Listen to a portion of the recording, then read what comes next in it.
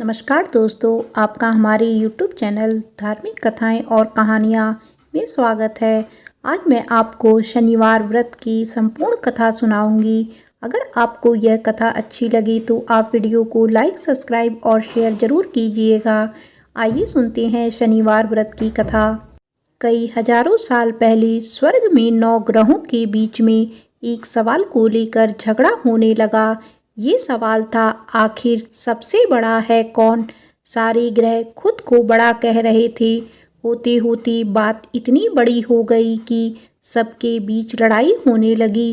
तभी इस बात का फैसला करने के लिए सभी ग्रहों ने इंद्रदेव के पास जाने का फैसला लिया। वहां पहुंचकर सबने एक स्वर में उनसे पूछा, आखिर हम सब में से सबसे बड़ा कौन है। इस सवाल का जवाब इंद्रराज के पास भी नहीं था। इस बात को सुनते ही वो परेशान हो गए। साफ शब्दों में इंद्रदेव ने कह दिया कि आपके इस सवाल का जवाब राजा विक्रमादित्य ही दे सकते हैं। हम सबको तुरंत पृथ्वी लोक चली जाना चाहिए। सबने इंद्रदेव की बात मान ली और सभी एक साथ उज्जैन पहुंच गए। वहां पहुंचकर सारे 9 ग्रहों ने इंद्रदेव से पूछा गया सवाल इस बार राजा विक्रमादित्य से किया। ऐसा सवाल सुनकर राजा भी हैरान हो गए। उनके मन में हुआ कि हर ग्रह की अपनी एक खासियत है। हर कोई किसी धातु का देव कहलाता है और सबकी शक्ति अलग अलग व प्रभावी है। अगर किसी को बड़ा और किसी को छोटा कह दिया तो बड़ी मुश्किल हो सकती है। सोचते सोचते विक्रमादित्य के दिमाग में एक तरकीब आई। उन्होंने सभी ग्रहों का आसन बनवा कर लगा दिया।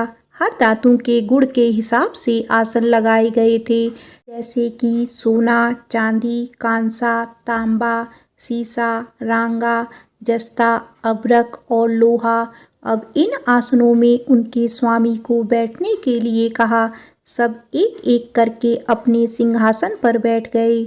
सबके बैठने के बाद राजा विक्रमादित्य बोले कि आप लोगों के सवाल का जवाब तो खुद ही मिल गया है। अब जो सबसे आगे बैठा है वही सबसे बड़े हैं। इस बात को सुनते ही आखिरी सिंहासन पर बैठे शनिदेव को गुस्सा आ गया। गुस्से में शनि ने विक्रमादित्य से कहा, तुमने मुझे सबसे पीछे बैठाकर मेरा अपमान किया है। तुम्हें मेरी शक्तियों का अंदाजा नहीं है। मैं तुम्हें पूरी तरह से खत्म कर दूंगा। उन्होंने आगे कहा कि सूर्य किसी राशि में 1 महीने, चंद्रमा किसी राशि में 2.25 दिन, मंगल एक राशि में 1.5 महीने, बुध व शुक्र 1 महीने, बृहस्पति 13 महीने ही रहते हैं। इन सब के मुकाबले मैं किसी भी राशि में 7.5 साल तक 7.5 बनकर रहता हूँ। कई देवता मेरे प्रकोप से पीड़ित हैं। भगवान राम को भी 7.5 का प्रकोप झेलना पड़ा। इसी वजह से वो जंगल गए थे। रावण भी 7.5 की वजह से ही लड़ाई में मारा गया था। अब तुम्हारी बारी है। तुम भी मेरे प्रकोप से बच नहीं पाओगे। अब ये सब देखकर अन्य ग्रहों के देवता चले गए और शनिदेव भी नाराज होते हुए आगे निकल गए।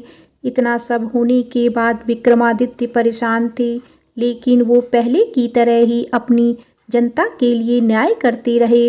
होते होते वो आनंद से अपना जीवन जीने लगे, पर शनिदेव अपना अपमान बिल्कुल भी नहीं भूले थे।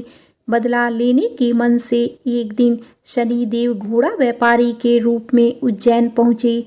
वहाँ पहुँचते ही उन्होंने खबर फैला दी कि उनके पास खूब तेज दौड़ने वाले घोड़े हैं।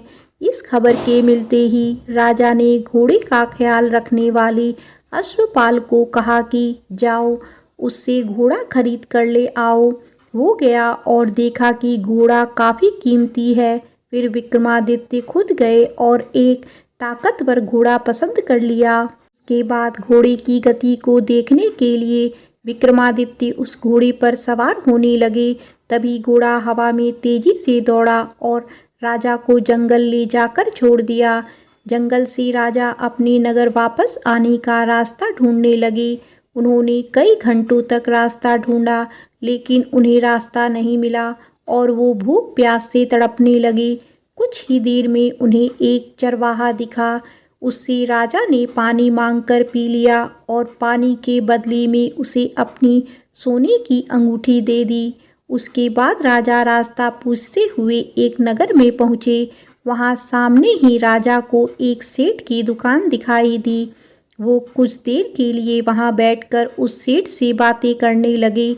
उसी वक्त सेठ की दुकान की चीज़ें बहुत तेज़ी से बिकने लगी। सेठ को लगा कि राजा उसके लिए भाग्यशाली है, इसीलिए वो उन्हें अपने घर खाना खिलाने के लिए ले गए। घर पहुंचकर सेठ कुछ देर के लिए राजा को एक कमरे में छोड़कर बाहर गए। वहां राजा ने एक खूंटी पर हीरे का हार लटका हुआ देखा। तभी 1 घंटी बजी और देखते ही देखते खूंटी ने उस हार को निगल लिया। ये सब देखने के बाद राजा बड़ा हैरान हुए। कुछ देर बाद सेठ वहां आया तो उसे वो हार नहीं दिखा। तभी उसे विक्रमादित्य पर हार चोरी करने का शक हुआ। सेठ ने उसकी शिकायत उस नगर के राजा को कर दी। सैनिक विक्रमादित्य को जंजीर में जकड़कर उस राज्य के राजा के पास ले गए। राजा ने विक्रमादित्य से पूछा, वो हार कहाँ है? उन्होंने जवाब दिया, उसे वहाँ की खूंटी निकल गई जिसमें वो हार टंगा हुआ था। इस बात को सुनते ही राजा गुस्से से लाल हो गए। राजा जवाब से संतुष्ट नहीं थे, इसीलिए विक्रमादित्य को हीरे के हार का घोषित करते हुए हाथ पांव काटने की सजा सुना दी। सैनिकों ने राजा का आदेश मानते हुए विक्रमादित्य के हाथ पांव काटकर उसे सड़क पर यूं ही छोड़ दिया। सड़क पर इस तरह से पड़े हुए विक्रमादित्य को कई दिन हो गए थे। एक दिन तेली को उन पर दया आ गई और उन्होंने अपने घर लेकर चला गया। उन्हें बैल हाँकने वाले कोल्हू की जगह काम दिया। अब विक्रमादित्य रोज बैलों को आवाज़ देकर उन्हें हाँकते थे। रोज बैलों को हाँकने का काम करने पर विक्रमादित्य को बदले में खाना मिलता था। इसी तरह होते होते 7.5 साल बीत गए। 7.5 साल बाद जब राजा 7.5 खत्म हुई तो वर्षा ऋतु शुरू हो गई। विक्रमादित्य एक रात बादल और बारिश के राग वाला गाना जोर जोर से गा रहे थे।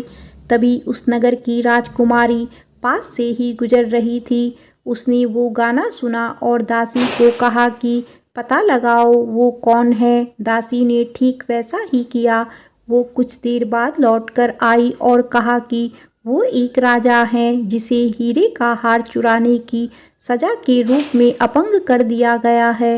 राजकुमारी को उसका बादल बारिश के राग वाला गाना खूब पसंद आया था, इसीलिए उसने अपंग राजा से शादी करने का फैसला लिया। इस बारे में जब राजकुमारी ने अपने माँ बाप को बताया तो उन्होंने इस रिश्ते से इनकार कर दिया। विक्रमादित्य के संगीत पर मोहित उस राजकुमारी ने जिद पकड़ ली कि वो शादी करेगी तो विक्रमादित्य से ही करेगी, वरना वो अपने प्राण त्याग देगी। बेटी की जिद के आगे हारकर उन्होंने उसकी शादी विक्रमादित्य से करवा दी। शादी के बाद राजकुमारी भी विक्रमादित्य के साथ तेली के घर चली गई।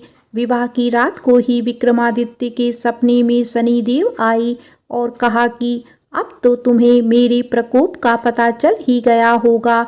अपने दंड की सजा मैंने तुम्हें इस तरह से दी है। सपने में ही राजा दुखी होकर शनिदेव से माफ़ी मांगने लगा और प्रार्थना करते हुए बोले, आपने मुझे जितना दुख दर्द दिया है उतनी किसी और को मत देना। विक्रमादित्य की प्रार्थना सुनकर शनिदेव को अच्छा लगा। उन्होंने सपने में ही उन्हें बताया कि जो भी इंसान मेरी पूजा करेगा, मुझ पर ही मन लगाकर ध्यान रख के करेगा, मेरी कथा सुनेगा, चींटियों को आटा खिलाएगा, वो मेरे प्रकोप से हमेशा बचा रहेगा। साथ ही मैं उनके मनोरथ भी पूरे करूँगा। सपने में ये सब देखते ही विक्रमादित्य की नींद खुल गई और उनके हाथ पांव भी लौट आए थे। अपंगता से छुटकारा पाकर वो बहुत खुश हुए। उन्होंने मन से शनिदेव को धन्यवाद किया। इसके बाद विक्रमादित्य ने अपनी पत्नी को शनिदेव के प्रकोप की पूरी कहानी सुनाई। तभी सेठ को भी पता चला कि वो अपंग इंसान राजा विक्रमादित्य हैं। उसने दौड़कर राजा से माफ़ी मांगी। राजा ने भी उसे माफ़ कर दिया। क्योंकि उन्हें पता था कि यह सब कुछ शनिदेव की वजह से हो रहा है। सेठ ने दोबारा विक्रमादित्य को अपने साथ घर चलने के लिए कहा। वहाँ सब मिलकर खाना खा रहे थे। उसी समय एक और हार खूंटी ने निगल लिया। इस दृश्य को सबने देखा और हैरान हो गए। कुछ देर बाद सेठ को अपनी करनी पर पछतावा हुआ और उन्होंने अपनी बेटी की शादी विक्रमादित्य से करवा दी। विवाह में सेठ ने उसे खूब सारे आभूषण दिए। राजा विक्रमादित्य अपनी दोनों पत्नियों के साथ राज्य वापस चल पहुँचे। वहाँ धूमधाम से उनका स्वागत हुआ। अगले ही दिन विक्रमादित्य ने यह घोषणा करवा दी कि सारे ग्रहों में सबसे श्रेष्ठ शनिदेव हैं। प्रेम से बोलो शनिदेव की जय।